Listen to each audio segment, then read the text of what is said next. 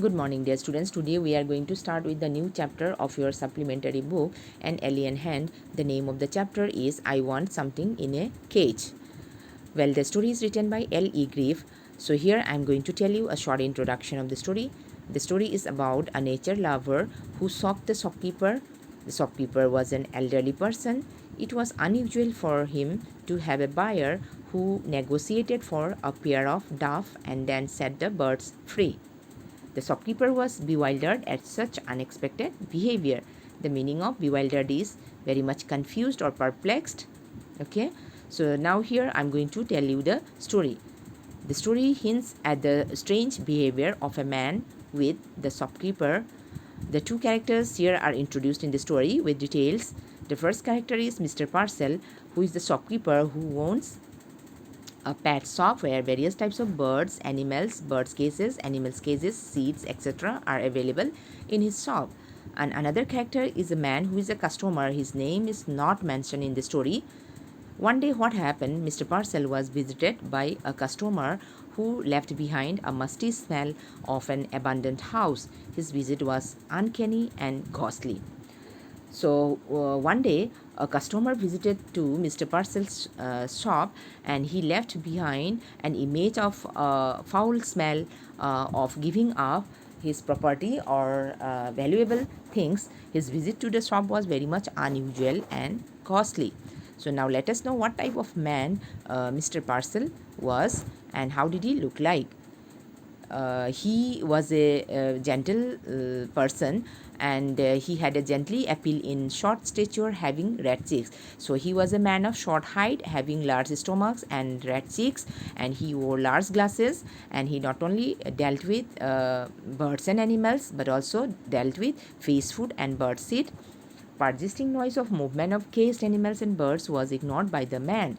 So he had got used to hear the noises created by the animals and birds. So he used to ignore those noises because he had got used to of it.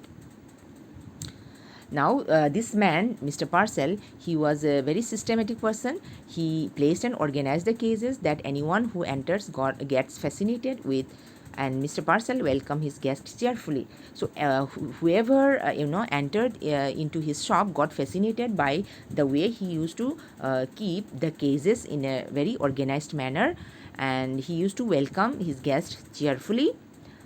And Mr. Parcel, he was accustomed to opening his shop, having a place at the counter and scan through every minor detail written in the newspaper.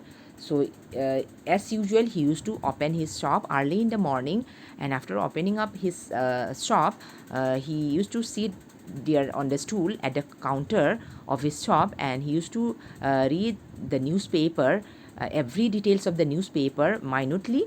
Okay. And what happened one day, it was in winter season, and it was in foggy morning. So a visitor entered into his shop. His entry to the shop was very much unusual, as he missed a bell that rung when anyone enters, but that day it did not ring. So he remembered the entry as materialized out of the ear. So that day what happened, so the entry of that man was very much unusual because he did not ring the bell. So whoever entered into his shop used to ring the bell, but the man did not ring the bell. So Mr. Parcel thought that the entry of that man was like a man, he flew inside the shop through the ear. Okay. But anyways, he welcomed the customer smilingly, even though he knew that the visitor did not like him at all.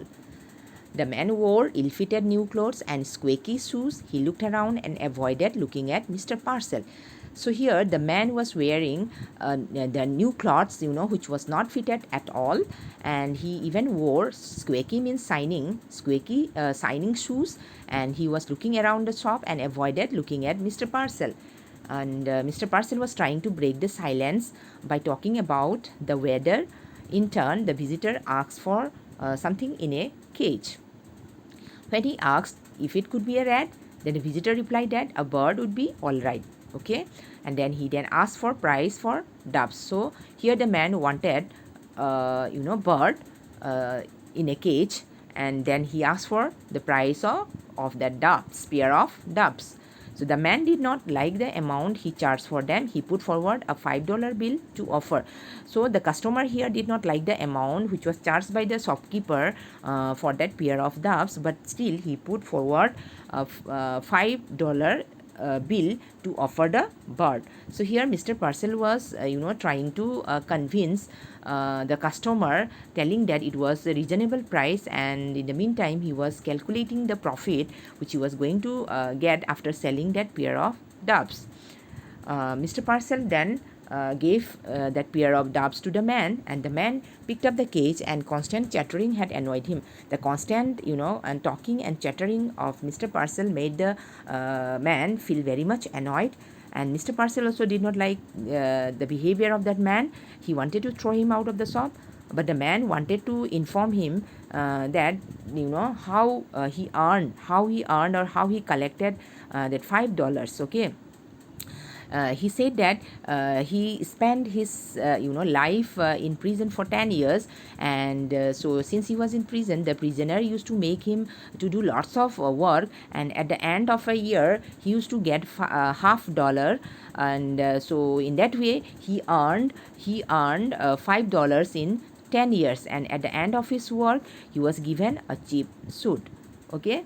So by hearing the story of that man, Mr. Purcell was very much shocked and surprised by the unusual behavior of that man. And Mr. Purcell started thinking that this man who collected only $5 in 10 years, whether he would be able to take care of that doves or not. Mr. Purcell was thinking, and he advised the man to take care of the doves, but he was stopped in between.